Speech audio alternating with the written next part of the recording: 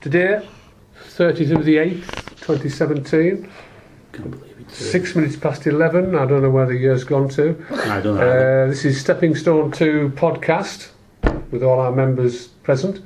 We're now going to discuss what we see as sometimes an issue for people, not just with learning disability, autism or mental health, but for everybody. And that is inclusion and exclusion. So we discussed it earlier, and most people seem to have an idea of what it means. They're quite big, complex words, but it's to do with involving people or not involving people.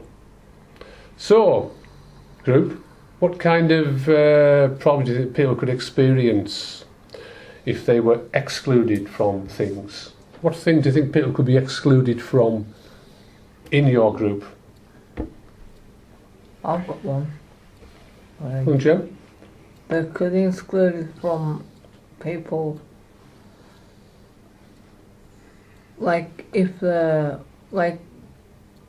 were doing something in class or something, or they were doing something important, that can include them to, or if somebody was talking to them, that would include them to off that work that they were doing. They wouldn't be able to get back into it what they were doing. I wouldn't like that. I wouldn't like that to happen to me. No, nobody wants to be excluded from situations. And quite often people do it and sometimes don't know they're doing it. You know, it might be having a good crack with someone and someone's hovering around a new member of staff. Yeah. You don't always notice them. You know, but when you do notice them, it's always better if you can just include them in what's going on. And even if they just feel a part of it, they don't have to say anything. But just so you've actually said, "Oh, how are you doing? Are you all right?" Yeah, and then they feel more comfortable, because otherwise you're uncomfortable the rest of the day, and it's a long shift if you're not getting on with people. It's a long day, isn't it? Yeah. What about the centres that you've visited over the years, and the staff teams you've encountered? Has anybody attended a centre before? I have. Aye, yes. Yeah, do you want to tell me what goes on in those centres? Well, I had one of the staff. I walked in one day to say hello to staff, and they said, "Can you please go away? We're busy." So I walked out, went outside and started crying. And then one of them said, "What are you crying for?" I said, "You just chested out and told us to go away." So I did. Do you think sometimes as well, I did mention this earlier, there are times when perhaps you are busy and you can't always, spend time with someone. No. But there is a way of dealing with people if that happens. Now, I mentioned it earlier, what could that member of staff have perhaps done differently that wouldn't have upset Jen? How could they have better handled it, perhaps? And I'm not blaming that particular person because I wasn't involved in that. How do you think the member of staff could have dealt with that better so that person isn't left feeling a little bit excluded and upset? Do it by saying hello. Yeah, just be friendly and Be friendly and just say, well, we're busy a minute and I'll come back to you. Yeah, and then that would have, Jen would have realised that, and then she would have got upset. But she would have understood it as well. Yeah, I mean, one of the things that you'll find is, and it's quite common within the client groups that you mix in and are involved in, is that people, because they feel different, they're more susceptible to people being that way with them. I mean, I once likened it in a piece I wrote, is that it's almost like they're more sensitive to how people are with them. Yeah. Yeah? So what would probably be quite, oh, well, this is a bloody cow or whatever, to someone like yourselves, it's going to be like, oh, God, well, what's wrong? And you feel more excluded and you feel more vulnerable. So if that happens on a regular basis, and it does, and this is why I mentioned centres, in centres you get a staff team, Yeah. and a lot of people just cabbing about. Yeah. True? Yeah. Milling around and yeah. Another cup of tea, another cup of coffee. I get that. Bar top is, I get that. Yeah, bar top's just covered in whatever, and staff in such and such. There's no relationships going on between the staff and the clients. No, there isn't. Now, a day centre was set up as a social hub for staff and clients alike to get on. Now what's hard about that? But you ended up, and I saw it, with the staff team there and the clients there. And then the manager, the clients need to be doing things, we need to be, engaged in it. Now, why would you need to tell a staff team that? That's why the centre was set up. People would go to the centre, they would take part in activities and get on with people. Oh no. Staff over there, clients over there. That's 6 cups of coffee you've had today. Now, a lot of centres now have closed down, and I think quite rightly so, because they weren't engaging with people. Now, if you don't engage with people, they're going to feel excluded, and they're not going to feel included. Now, you've got people just near you now whose lives are pretty crap, and they're trying to get through each day the best they can. So for me, if they go at that centre, like when people come to SS2, they want to have fun, they want to have a crack, they want to get on with people, do things. What's so hard about that? But we've ploughed millions into places where people have gone on a regular basis, and we're still no further on. No. I wouldn't be sitting here now talking about it, would we? No. So that pretty much, Jen, highlights for me a kind of exclusion, not overtly, but it is a kind of exclusion, because you felt it quite strongly, didn't you? So anything else to do with exclusion? What other things could people be excluded from? People from the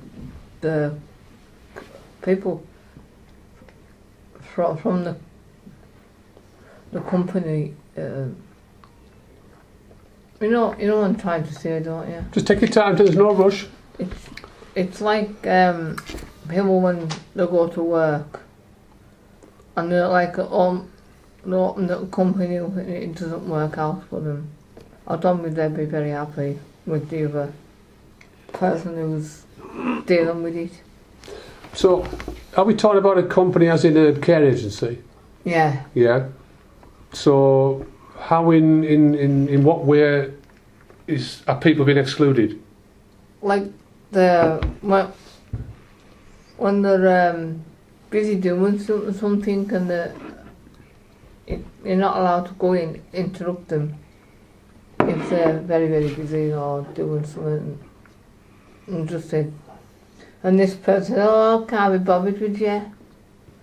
But I don't think that'd be a very nice person to do that to the other person who's working. Yeah, I mean, obviously, again, this is something I'm not involved in. I'm not going to, make a judgment on that. But that particular statement, can't be bothered. There's no room for that in care, is there? No. Because you have to be bothered because you're paid to be bothered.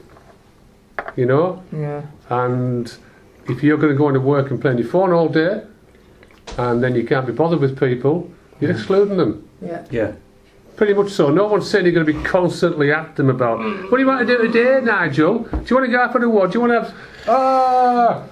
too much. Exactly. Yeah. But if you build up a relationship to an extent where you get on well together, and you say one video highlights that, and you do get on well together, that's where it works. And then sometimes you don't have to do anything at all.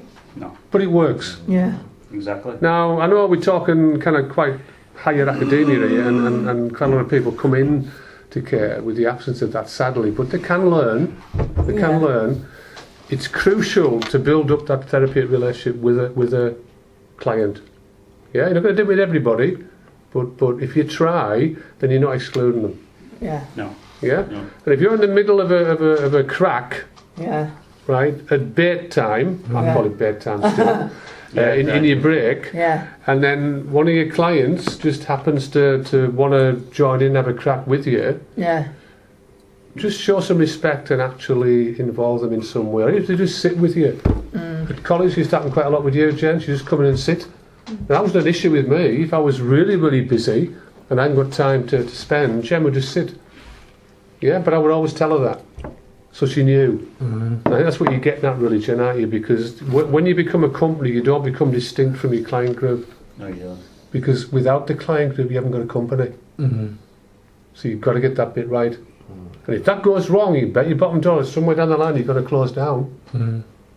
You know, if every time you went into a shop and you know you got bad service, you're going to stop going in. You're going to tell people, I wouldn't go in there. Right, and eventually the shop's got to close down because they can't get customers. Yeah. It's the same with care. So you can't afford to exclude people. What about inclusion? What things do you think have happened to yourselves where you feel as though you've been included? And you feel as though, oh yeah, it's really good to be here. What situation have you been involved in where you've seen really good inclusion? Where have you been? What have you done where you think people have included you?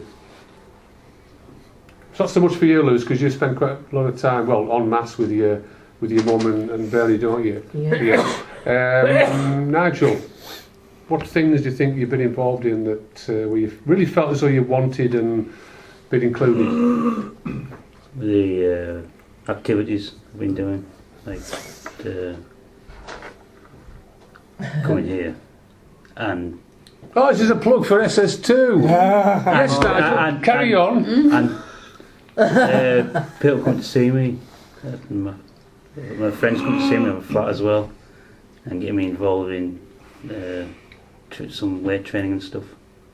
And I really like that as well. And, Now, I'm going to use that as a plug for Stepping Stone to the charity. You can check our blog and Facebook page out and let us know what you think. But actually, it's strange, Nigel, how you're talking about something that we take for granted. yeah. Now, if people have to literally kind of really be chuffed that someone's doing that, there's something wrong. Because that's the way we should be. Yeah. You know, if I work with Gary, if I'm on shift with Gary, me and Gary are having a good time, basically. When Stephen comes on shift with Gary, they're having a good time. Oh yeah, Right. Antonio as well. Yeah, but Gary can go back into the quiet of his own space and be himself. Yeah. Now that's how it should be. Now, I know it's not happening on a lot of scales, a lot of contexts, and I know the world of care is changing now, Jem, because they are changing the way things are. But I reckon if we went back to proper care, the way it should be, and included people and didn't exclude them, that we would have much stronger care systems. We can't answer for the government not putting money in, because that's another story. But when you're in this profession, it's not rocket science to just get on with people and include them. And Nigel highlighted that there. You know, we do go to Nigel's house and we do have a cuppa with him, we have our lunch with him. Mark, you come along as well. Yeah. Now that's massive inclusion, that, isn't it? Yeah, it is, yeah. You know, you're sitting with the members of staff, having your lunch and having a crack, watching a bit of telly. Now, that shouldn't be given to people. That's quite natural. Yeah. Any thoughts on that? Mark, because you've come... That's friendly, isn't it? Yeah, as we were saying about inclusion, one of the things I wanted to say to Mark, on the Friday, and we meet on the Friday, we get a train. Now, some things I've noticed other care staff sometimes do when they're meeting or working with somebody, they don't really talk much, and they kind of like go off and do something or they're on the phone. So when I turn up on a Friday, do I do that? Yeah, you talk, right? I talk to you, don't I? We greet each other, we talk to each other, I ask you how you are you okay? Then we sort out the tickets. Now, is that inclusion? Yes. Yeah. Yes. So you feel better for that? Yeah. And the first thing is, what we're going to do today, and I don't know. And we have a laugh, don't we? We have a laugh before we get on the train, and we have a laugh on the train, and sometimes we'll talk about some things. You'll bring things up and again. You know, we're talking together. Where you're being included. You know, I'm not sitting there ignoring you. Saying, oh, I don't want to talk to you, I'm going to talk to that person over there. So that's inclusion, isn't it? Yeah. Being treated with respect, included in the conversation. And we do that all day, I would say. Yeah. That's what it's like all day, isn't it? Yeah. I think that's a flagship as well for how care should be administered.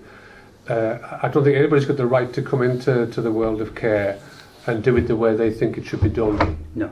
There's a benchmark that everybody should stick to, and that the accomplishments as in dignity, respect, value in people, treating people with the respect that you would expect to be treated. That is, for me anyway, that is something everybody should know. And if you come into the world of care, that's exactly what you should do.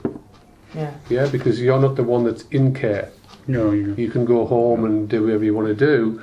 This person's left with perhaps a bad day they've had with you, where they haven't been included, they've been excluded. Now, going back to what Trey said before there, Mark, if you were to have someone listen to this blog, Yeah. staff and client, do you think that they should take on board, am I doing that? Am I really involved in this person? Does that person really want to be with me? Do you think people could learn from that? Because that's what I mentioned earlier about a therapeutic relationship where two people get on together. You don't have to be best as friends, but you can get on together. Yeah. Do you think that that relationship with yourself and Trey, Mark, is one that should be right across the board? Everybody should be doing that. Yes, yeah. Oh, yeah. So do you think that people could learn from this about what's important for people, what they expect when a member of staff works with them? Do you think that that's the way forward? No, get on with folk, aye. Friendly. Think about Fridays, right, when you're together. Now, you are with, we don't call it staff. No, you don't. Yeah, no. because we are basically teachers, as in, you know, we do tutorials and things with you where we look at different aspects of exercise, things like that. But it's also people together having fun. Yeah. Ah, yeah. Now, if you're not doing that, you should be doing that, right? But then you encounter another member of staff who doesn't do that. Yeah. How does it make you feel? Uncomfortable. Yeah, because you'll have people that you work with, Jen, who think, oh God, it's flipping her again now, or oh God, it's him again. Now, that shouldn't be. Ah, I do it as well. Yeah, and it's not wrong. No. You know, I mean, I've got people I know in my lifetime, if I see them in the distance, Yeah. I think, oh God, here we go again. I'm not going to say, oh, come on, we'll go have a cup of tea. You've got to stop with them all day. 8 hours, sometimes it's 24 hours from one day to the next. You've got to be around that person. You are, yeah. And if you're not going to be around them, what do you do? No, yeah. Where do you go if you don't be around them? Go out. Out. Oh, of course. Somewhere. Yeah, or you go in your flat and just sit and veg. Yeah, and I think people, there's a misconception of someone being in their flat on their own most of the day. The bit they're not getting is, well, why don't they want to be with you? If you're there 8 hours, why don't they want to be with you? Maybe because they don't like you. Maybe because of what you do. Maybe because busy. Could be something. Yeah, they could be busy, but they're on shift for 8 hours with that individual. At some point, you're going to have some relationship in some way, shape, or form. Yeah. So it might be that what you're doing isn't right for that therapeutic relationship. And the reason why people don't want to be around you is because maybe of the way you are. Yeah, come on, Gary, get a shower. Come on, Gary, get a bath. Come on, Gary, get your hair cut. Or, oh, Gaz, how are you doing? Yeah, there's two different poles. Immediately, Gaz going to think, yeah, today's going to be a great day. Or, oh God, here we go again. Now, we know that shouldn't happen. It should be managed, but it does happen.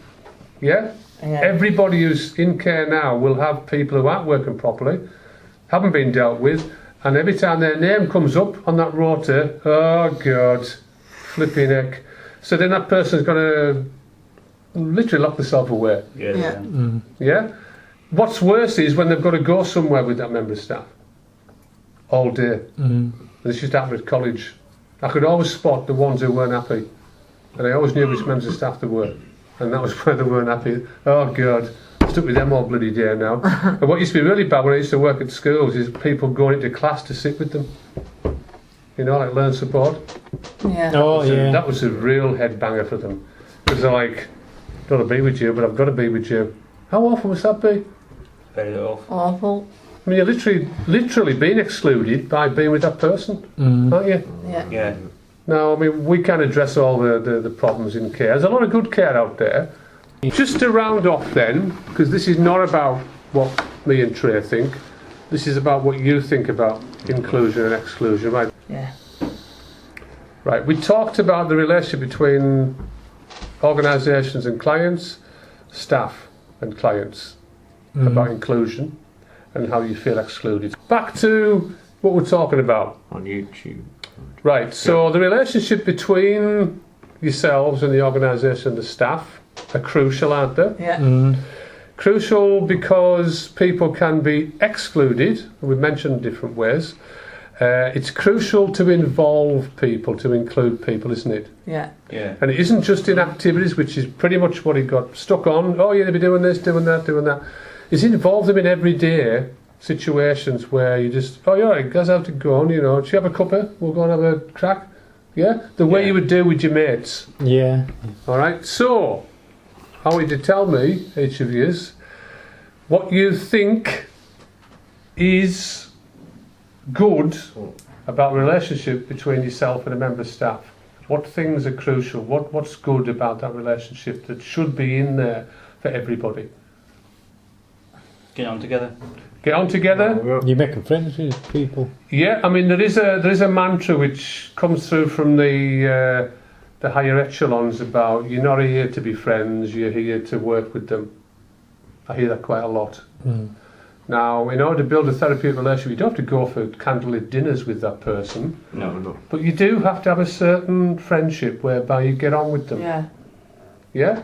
So when you're told, oh no, you're not supposed to be friends, you know, you're working together, you're putting a barrier up, you're never going to get over that. Yeah. No. That's just how it is, and unfortunately a lot of problems have occurred with people such as yourself because of that. It stops there.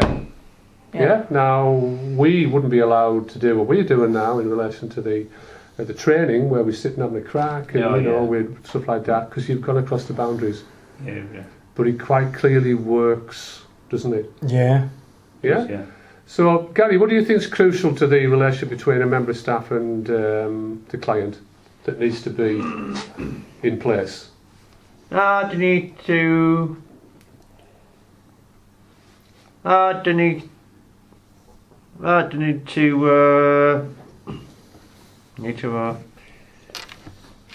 What's important for a good relationship, Gary, between yourself and a member of staff? a good relationship is to respect who I am and respect what I do. Yeah, yeah. And respect, we're talking about respect, isn't it? You know, it's treating that person as a human being and not just as someone that's got I autism. respect the things that I'm interested in. Yep. Yep. Yeah, and if people have got interests, and you know, just because you've got learning disability, autism, or mental health problems, you've still got interests. Yeah. Yeah. So, what should the member of staff be doing then? If you've got particular interests, what do you think they could do to make that relationship work? Listen to you. Listen Oh, about the listen. interests. Yeah. Yeah, and maybe explore them with the person. You know, where possible. I mean, sometimes me and Gary go on to internet where Gary gets his night rider stuff, things like that, and I'm genuinely interested in what Gary's doing. Mm. You know, I wouldn't just walk away. Oh, I haven't got time now, guys. I'll see you later, because that's guys. Oh, why is he not interested in what? You know, you have to be interested all the time, but you can show some respect and you know. Oh, let's have a look then. Yeah, so that's a good one. Gary. Yeah. Anything else, Jen? Do you think is crucial? Well, if I was working with my carer and she said, oh no, I'm not taking you shopping today, I can't be asked. That would do something to me. That would upset me more. Do you have a set shopping day, Jen? I just go on a Saturday Yeah. and my carer says, oh, I knew my carer coming. Oh, come on then, let's go shopping then. You told me you weren't going to take a shop. Why have you changed your mind? So this is more about inconsistency, isn't it, really? Yeah. Yeah, I mean, you would have to, I mean, Gary would have to know anyway. Right, we're going shopping. That's it. It's you know, signed off. And we know what time we're going and off we go. But if you're told that member of staff can't be bothered, again, this is not about, you know, me making judgments on that member of staff because I don't know about it. I wasn't there. But again, if you want to go shop on the Saturday and there's nothing stopping that, you know, there's not somebody calling to see it or whatever, then that should be consistent. You should be going. Now, that is a form of exclusion because it's also taking away your rights as well and your choice. Because if I turn around and say to Nigel, right, Wednesday can't be asked to go shopping, that's going to affect Nigel. Yeah. Now, we've gone to a point now where it's pretty much independent shopping now. Yeah. Yeah. But it'd still be disrespectful to Nigel for saying, oh, no, I can't bother today. we'll do it next week, because he's left then, isn't he? Yeah. And if you do that, you're not treating that person with the respect No. they deserve, like Gary said before there. Because just because you're a member of staff doesn't mean to say you can upset someone and walk away and leave it. Yeah? There's a lot of stuff, Jen, I know that you've had to contend with over the years. And this is a good medium to, not necessarily, like I said to Gary before, using names, but just think about that situation and how it could have been handled better. And again, I like to think that Stepping Stone 2 is a charity where we don't demand things from people. We don't demand that they do things the way that we do it. But let's just see how another way could possibly work better for you. She could have said, oh, well, Jennifer, we'll go next week instead of today. She could have said that. Yeah. Instead of saying, oh, I can't be asked to go with you today. Yeah, I mean, there's no room for subjective statements like that anyway. You know, you're paid to do your job, and that's... But on that same subject, just before we finish, I also think as well, and there's many times I've mentioned this, where rights and choices are demanded by people with particular disabilities. That's not fair on the staff. No. Now, we talked about the relationship between two people, and it quite clearly works with Jen and Trey and Mark, Nigel and Trey. Now, if something came up where, say, Nigel wanted to change the shopping day, for instance, and he said, oh, well, is it better if we go on such a day, because, I don't really feel like I'm right for the Wednesday. You agree on that? End of. Yeah? We're getting to a situation now where the staff have no rights and the clients have all the rights. I want to go shopping on that day. Now, I remember my gran saying to me when I was a wee lad, the Scottish gran, well, Irish gran, I want doesn't get. Now, I didn't understand that as a kid, but I realise what it means now. Yeah. If you demand something, like a spoiled brat, you're less likely to get it. And members of staff are not there to be subjected to that. There might be some quite good reason why you couldn't go. And then you talk that through, same as traders with Mark and with Nigel and with yourself. So we have to be very careful. It's not all about the clients and the staff. It's not fair to demand things from them. But then now is it right for them to exclude you or not include you? Yeah? Do you want to take that as a wrap, and then we'll... Any comments, Trey? One of the things I always try to do with everybody is treat everybody the same, equal. So it doesn't matter if you consist of a client or staff or whoever it is, everybody's the same. It doesn't matter if you've got a title or you haven't got a title, you're just the same as everybody else. So I treat people that way, and I would like people to treat me that way. And I would like to think that when I work with yourselves and spend time with yourselves, that's what I do for you as well. It's part of the respect, but also it's so you can communicate and talk to each other. Yeah? So is that a wrap?